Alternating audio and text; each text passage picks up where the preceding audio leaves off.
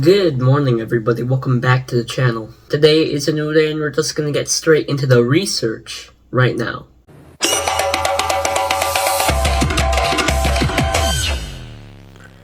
Alright, first I asked my question to ChatGPT. I asked it for a mathematical argument and told it that I was 14 years old. Here's what it spat out.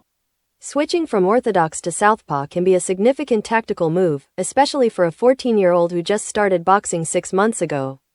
Here's a mathematical argument to support why switching stance might be beneficial for a young fighter in the early stages of their boxing career.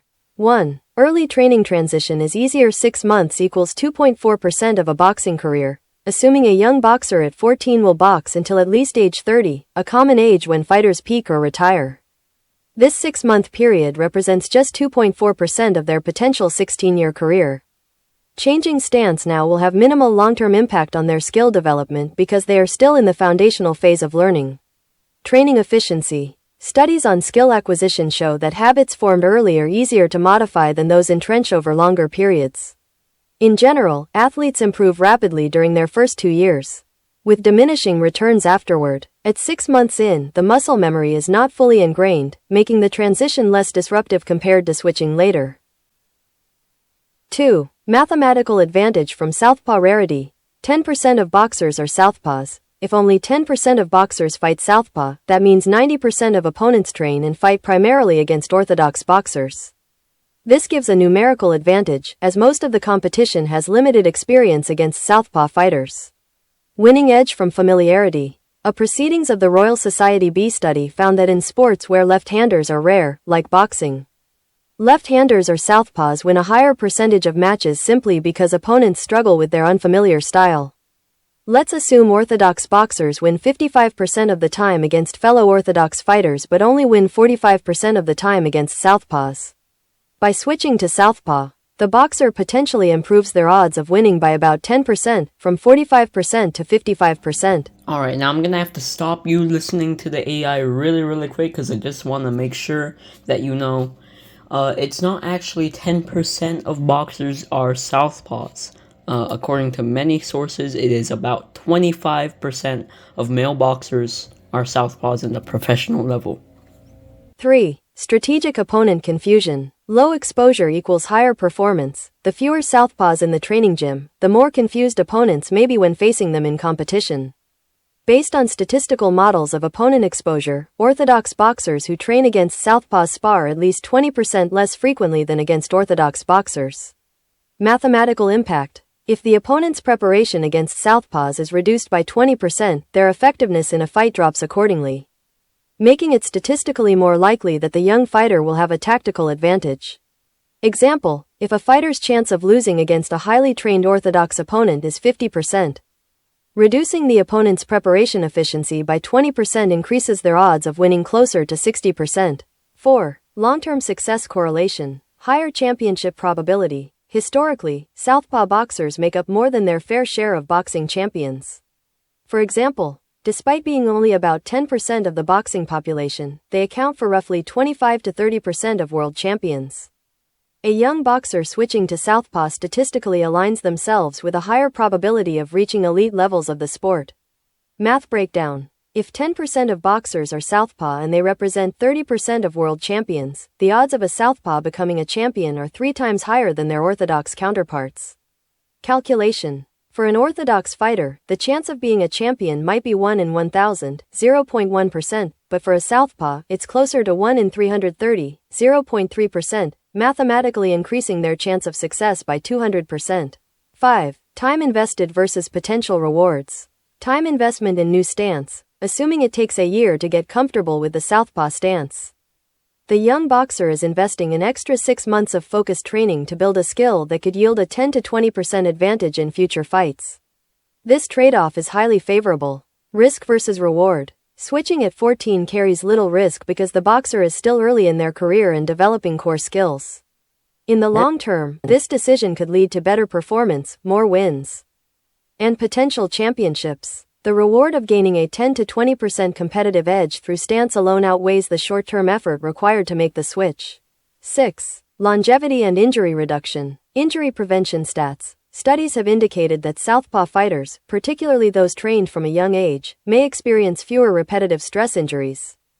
This is because their movement patterns and punch trajectories distribute the force differently compared to orthodox fighters, whose techniques have become standardized. Numerical advantage. If orthodox boxers have a 30% chance of developing shoulder or wrist injuries over a 10-year period due to the repetitive nature of their stance, and Southpaws face a reduced 20% injury rate, switching stance could reduce injury risk by 33%. Over a long career, this reduction in injury risk could lead to increased training time and higher performance.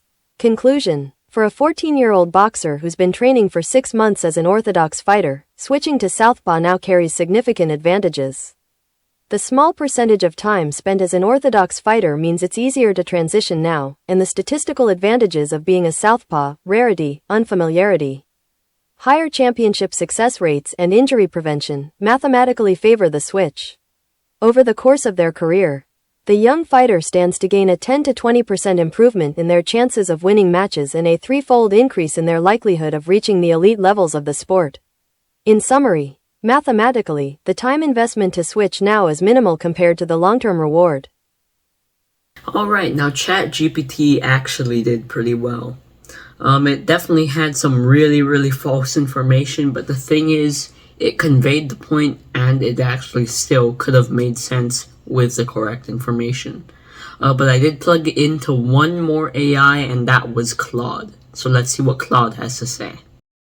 Certainly. Let's create a more aggressive mathematical model to demonstrate a potentially faster break-even point and higher skill advantage for switching to Southpaw. We'll adjust our assumptions to be more favorable towards the Southpaw stance. Enhanced Southpaw advantage factor. Instead of 1.2, let's use beta equals 1.4, 40% advantage, accelerated learning for Southpaw. We'll assume switching to Southpaw accelerates learning due to increased neuroplasticity and the novelty effect. We'll represent this with a multiplier gamma equals 1.2 on the learning rate for the new stance. Faster adaptation period. We'll reduce the adaptation period from 2 months to 1 month. Modified skill function. For orthodox, S_orthodox, T equals A asterisk lane T plus 1 for switched Southpaw.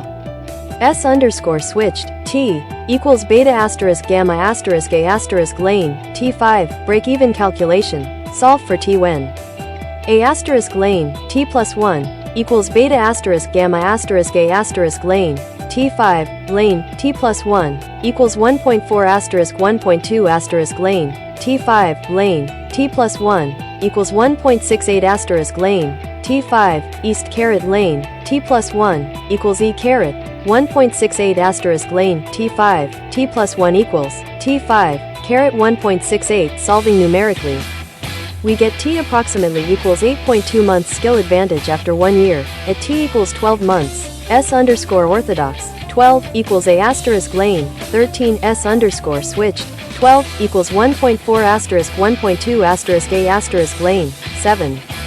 Ratio equals 1.4 asterisk 1.2 asterisk lane, 7, lane, 13, approximately equals 1.31. This suggests a 31% skill advantage after just 1 year. Long-term projection, 5 years, at T equals 60 months. S_orthodox, 60, equals A asterisk lane, 61, S_switched, 60, equals 1.4 asterisk 1.2 asterisk A asterisk lane, 55, ratio equals 1.4 asterisk 1.2 asterisk lane, 55, lane, 61, approximately equals 1.60. This aggressive model suggests a 60% skill advantage after 5 years. Conclusion. Under these more aggressive assumptions, the break-even point occurs just 2.2 months after switching, 8.2 months total. After 1 year, the Southpaw boxer could be 31% more skilled than if they had remained orthodox. After 5 years, the skill advantage grows to 60%. I'm gonna be honest, I don't even know what half of Claude said, but I do know it sounded pretty convincing.